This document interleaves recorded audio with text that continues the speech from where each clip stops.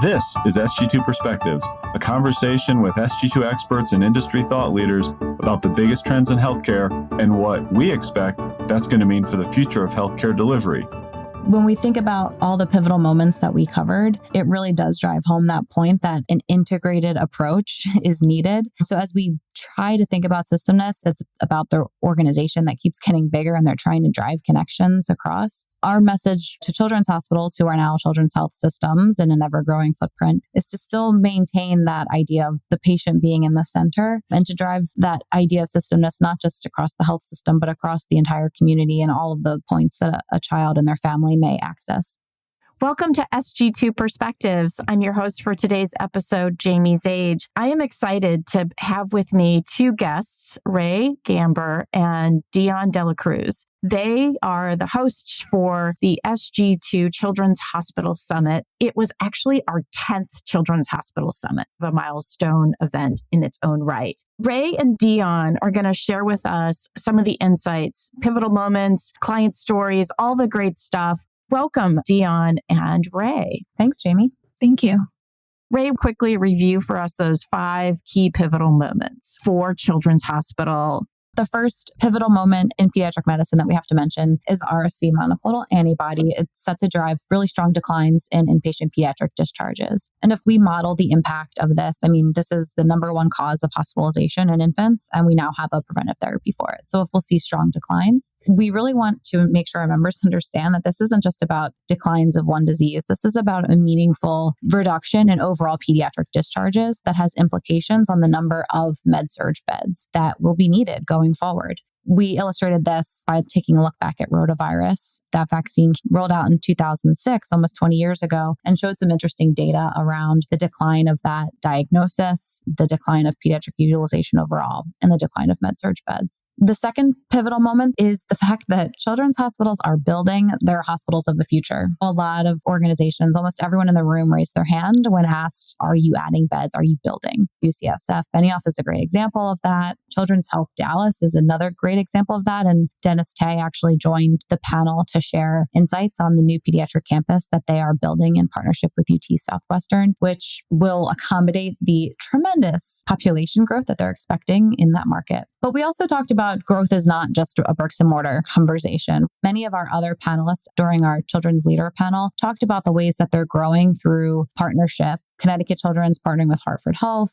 Arkansas Children's leading the Nursery Alliance. These are examples of growth via partnership, and also by optimizing systemness. Another one of our panelists was Dr. Ferrer from RWJ, and he talked about the system of care in New Jersey and how ripe it is for some advanced level tertiary quaternary growth. Our third pivotal moment was the new recommendations for centers performing pediatric heart surgery. This is a top priority service line for children's hospitals. About a year ago, a group of pediatric cardiothoracic surgeons came together to publish case volume thresholds and congenital heart surgeon recommendations about the number of surgeons needed in a program. They outlined comprehensive centers and essential centers and really encourage partnership across these two types. So this will really shake up Children's Hospital's priority service line, and we should expect to see regionalization in the coming years. And we can certainly talk more about that in the programs that illustrate these partnerships. Our fourth pivotal moment is the future of medicine is medicine. And you've heard us say that line before. We're referring here to gene therapies. The real take home is that we need a new model.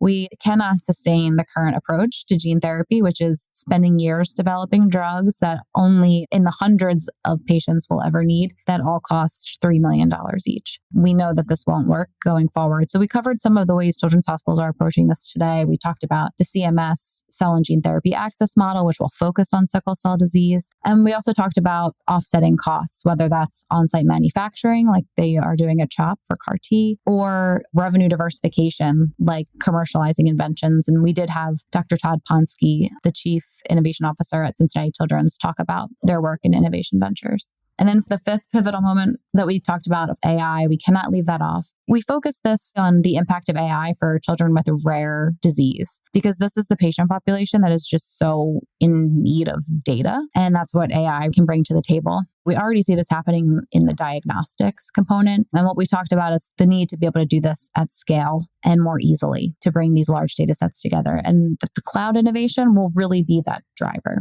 A very high level take on our 5 pivotal moments in pediatric medicine. So, Dionne, we presented 5 strategic imperatives. Do you want to review those for our audience today? There's all of these pivotal moments for children's hospitals. What can children's hospitals do to really meet these moments? So we discussed 5 strategic imperatives. The first is to leverage strategic frameworks. So one framework that Sg2 developed is the inpatient pediatric portfolio. And that framework was created so children's hospitals can better understand their complete inpatient portfolio as a way to drive intentional changes in your service mix. Our national analysis showed that only 9% of all pediatric discharges meet the tertiary criteria. So you can take this portfolio approach and look at the definition within your own inpatient volume to identify how much of those tertiary discharges are in your main campus. And if you want to grow tertiary, what are some strategies you can use to increase capacity? So very similar to the inpatient portfolio is the outpatient portfolio. So you can catch the methodology that in our pediatric webinar from earlier this year. But just like the inpatient portfolio, it's a framework that pediatric providers can use to better understand their outpatient mix and monitor areas of outpatient growth. Both the inpatient and outpatient portfolio are 2 strategic frameworks to understand and help you think about where are those growth opportunities and where to potentially build those growth strategies around these patient cohorts. The second strategic imperative is pivoting from leakage to loyalty and doing that through building a strong consumer strategy. Health systems have historically provided a lot of transactional and fragmented care because we want to grow market share, we want to grow new patient visits, but doing this only meets 30% of needs for 100% of patients. And if we want to grow patient loyalty, it's about identifying your high volume consumer segments and looking to not just acquire them, but retain them as well. So shifting that mindset to patient loyalty over the lifetime so you can really serve 100% of needs of 30% of patients. There's some Sg2 data that can help measure this, such as share of consumers, share of wallets for patients, and also loyalty. Consumer strategy, that's an important strategy that segues us well into our third strategic imperative of transforming data dumps into actionable growth dashboards. So we have so much data that's available to us today. We have state data, EMR data, Sg2 and Vizient data. And with all the data that we have at our fingertips today, how do we use it to make us better? And how do we make that data actionable and digestible to drive better and informed decisions? We can do that through building out executive dashboards using Sg2 and Vizient data tools. Strategic imperative number 4 is all about health equity efforts. So the Vizient Vulnerability Index is a valuable tool because it really helps to identify those opportunities to address the community vulnerabilities. And it takes a very detailed look at some of the very specific social needs that drive disparate utilization across different patient populations. And one thing that we found in our analysis was that poor transportation access increased the odds of inpatient utilization across different conditions for respiratory and neonatal conditions. So some very interesting insights coming out of that data source. Strategic imperative number 5 is ingrained strategy and culture in times of change. So we've definitely seen the role of strategy evolve over the last few years. Strategy leaders now more than ever really have to leverage their unique skill sets to ensure that the future of the organization is really focused on strategic thinking, but also thinking about the future as well. The first day is always an interesting and fun experience because it's delivered by our host organization. Tell me a little bit about the first day. This was our 10th annual Children's Hospital Summit. And for the last 2 years, we have been hosting this event alongside the AMC Summit. What's really cool about doing that is we have a co-host and we travel around the country to that co-host. We were in San Francisco with our co-host, UCSF Health, and UCSF Benioff Children's Hospital was that fantastic pediatric partner. Dr. Nicholas Holmes, the president of UCSF Benioff Children's Hospitals, on the first day was part of the UCSF leadership panel. So at AMC and Children's Hospital Summit, the first day is all about our co-host, learning from their leadership team and touring the site. And of course, a good dinner and some great networking time as well. At the leadership panel, Dr. Holmes talked about the past and future pivotal moments for Benioff Children's Hospital. He's a relatively new leader, so he's part of that pivotal moment where he gets to shape the trajectory of this institution. A really big pivotal moment in UCSF Benioff Children's Hospital's history was the affiliation with the Oakland Children's Hospital about 10 years ago. And a future pivotal moment will be when they build a new campus in Oakland coming in 2030. So we got to hear a lot about that as well. He also talked about UCSF is such a clinical leader and has been a part of amazing pivotal moments in clinical innovation. Fetal surgery as an example, and a past pivotal moment, and a future one being their work in fetal genetic therapies today. We got to hear a lot about their work and their strategies and the great leaders that have propelled UCSF to the reputable institution that it is. And then we hopped on a bus and headed to Benioff Children's Hospital, San Francisco at Mission Bay.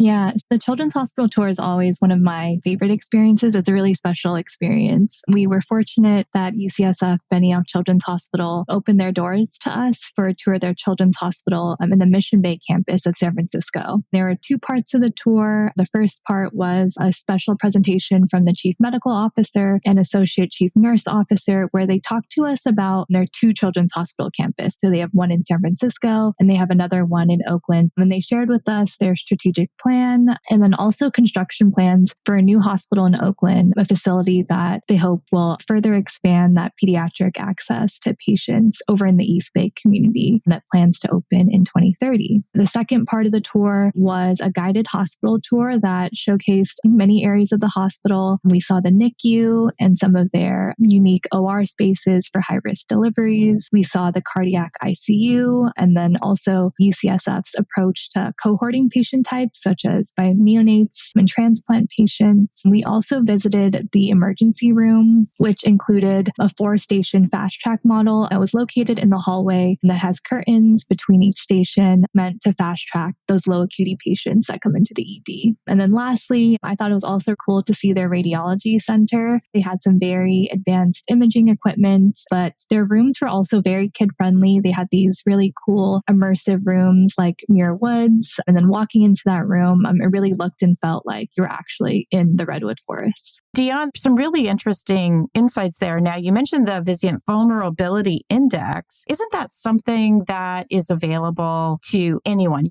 It is. We do have a version of the VVI that's publicly available.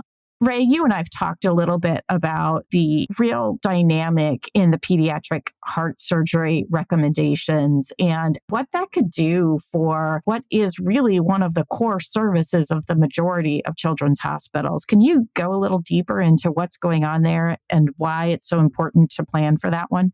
This actually was the topic of our keynote talk for the Children's Hospital track. We were able to bring in Dr. David Overman and Dr. Carl Backer, who are the two lead authors of the consensus recommendations that were published. So we got to hear direct from the source, the thinking around these consensus recommendations, some of the data analysis that was done, some of the theory around regionalization of surgical care. And then what's really cool is they both engage in the types of partnerships that these recommendations encourage already. So we got to hear shared learnings from their own programs. They put forth two types of programs, essential and comprehensive. An essential program would have a minimum case volume annually of 75 cases per year, and a comprehensive program would have a minimum case volume of 200 cases per year.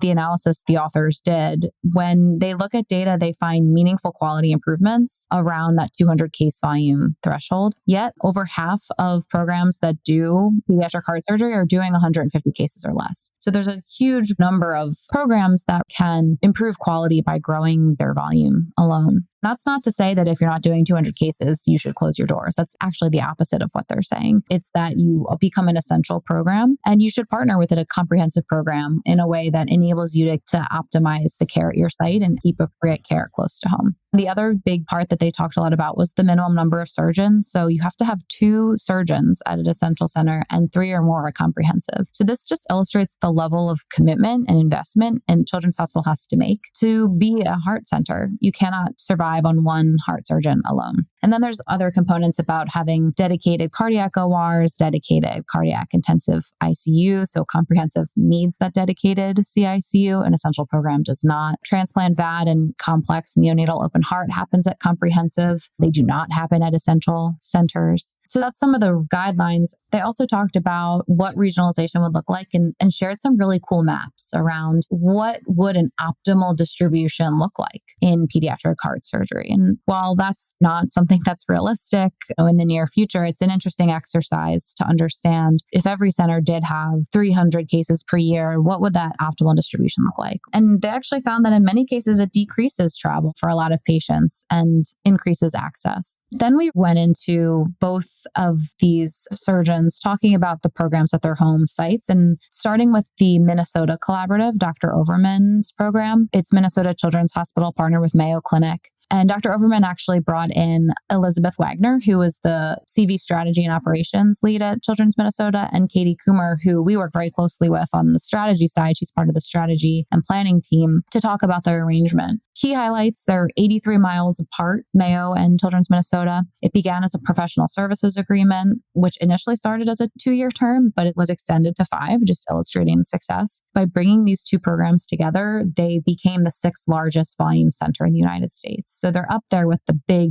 children's hospitals that you think of in terms of volume. They have 129 joint cases so far, with 78% of them being performed where the patient is. So it's a huge patient satisfier. Katie Coomer made the point of saying this arrangement has actually increased their market share from a strategy and growth perspective. This has been a success. They've also seen mortality decrease, so it's a quality improvement as well. I'll lastly touch on Dr. Backer's program. He's from Kentucky Children's Hospital, and they partner with Cincinnati Children's for the joint pediatric and congenital heart program. Those two sites are 90 miles apart, and they think of themselves as one site with 2 locations. They launched in 2017 and rolled out a 4-phase plan to increase the surgical complexity at Kentucky Children's. There are some stat level thresholds that will dictate where a surgery is performed at Kentucky or at Cincinnati. But in general, Kentucky Children's Hospitals has shown year-over-year growth in the pediatric congenital cath volume. There's a myth that when you create these partnerships, it's really just a way for the bigger program to steal share from the smaller program. But what Dr. Backer was really able to meaningfully convey in his presentation was that they have only grown from this arrangement and it has been really beneficial for their home site. This is driven by data, clearly. That's another important topic that you covered, and I think in the strategic imperatives section too. You guys had a breakout session or some type of workshop around how to leverage the data to drive growth. Do you want to tell us a little bit about that and what the key insights were, the important part of that discussion? Data is always top of mind for us and our members. There's so much data that we have available, and we work with a lot of data today. So part of the summit was we had an interactive workshop on how to integrate data to power growth, using some examples from our own Sg2 and Vizient data tools. Our Children's Hospital Summit attendees worked together to brainstorm metrics and put together dashboards for 4 domains. The first is consumer strategy, and we just talked about this, but it's building that strong and loyal consumer base. We talked about metrics like share of wallet, percentage of loyal customers, but we also tied in metrics like customer churn rate to really get that more complete picture of loyalty, but retention as well. Next, we looked at network integrity management. So this looks at the connections between providers and making sure that you have that strong clinical network that keeps patients within the system. So here we looked at metrics like leakage and patient access. The third growth strategy that we looked at was service line optimization. How do we compete effectively for that clinical demand? We brainstormed metrics like share of care, which is revenue and revenue market share. And that's an important one for growth. But we also talked about how to compete effectively for growth. And for that clinical demand, you also have to focus on quality care and also looking beyond the primary diagnosis and leverage those clinical insights to build out your strategies for your programs. And then the last growth strategy that we talked about was system of care development. This aims to optimize the resources that you already have. So your current resources, how do you improve and access and capacity? And then how do you also capture new opportunities for growth and expansion? We talked about metrics like demand projections from our impact of change forecast. We talked about occupancy rates, utilization, and these metrics really get to understanding, is there that demand in your market, but also do you have the footprint and capacity to meet the patients that you're serving today, but also tomorrow? And at the end, key takeaway here was all of these metrics came together at the end with an executive dashboard that monitors the growth across these 4 growth strategies. And it brings us back to that concept of systemness. So bringing those metrics side by side to have a better and more complete view of how the hospital or system is performing. A very powerful tool for decision making and being able to see where prioritization is needed. That's awesome. Rhae, anything you want to add to that? Just that data, we've got so much of it now, and it's about using it best. We use data to inform our clinical practice, and we need to use data to inform our strategic decision making. And the dashboard is a great way to pick those consistent measures and monitor them to see your success and to drive your future decision making. Going beyond the key sections of the Children's Hospital Summit, what are some of the main takeaways that you would want any of the attendees or those who are listening to us now to take away from the message of the Children's Hospital Summit? We talked a lot about this buzzword systemness that keeps coming up throughout the entire session. It kind of weaved throughout the day. Many health systems are using this word systemness, and it might mean different things to different organizations. When we think about all the pivotal moments that we covered, it really does drive home that point that an integrated approach is needed. So as we try to think about systemness, it's about the organization that keeps getting bigger and they're trying to drive connections across. Our message to children's hospitals who are now children's health systems in an ever-growing footprint is to still maintain that idea of the patient being in the center and to drive that idea of systemness, not just across the health system, but across the entire community and all of the points that a child and their family may access, like school and pediatrician and other community areas as well. I want to thank you, Rhae and Dionne, for being with us and sharing some of those insights. I know it's hard to convey everything that happens over that day and a half and bring all of that excitement to the discussion, but thank you for doing that. And I want to make sure that our listeners who may have missed this year's Children's Hospital Summit know that our summit next year is going to be in July in Chicago in coordination with our executive summit as well as our AMC summit. So we're pulling all 3 of those together. If you missed this year, you'll be able to join us next summer in July 2025 to hear all of those great insights as well. Thanks for listening. If you like this episode, please subscribe, rate, and review us, and or follow us on Twitter and LinkedIn at Sg2 Healthcare. And if you want to talk more about innovative healthcare strategies, you can always email me at sg2perspectives@sg2.com. Finally, SG2 is a Vizient company, and there are a bunch of Vizient podcasts that you might like. You can find them at Vizient /podcasts. Have a great day.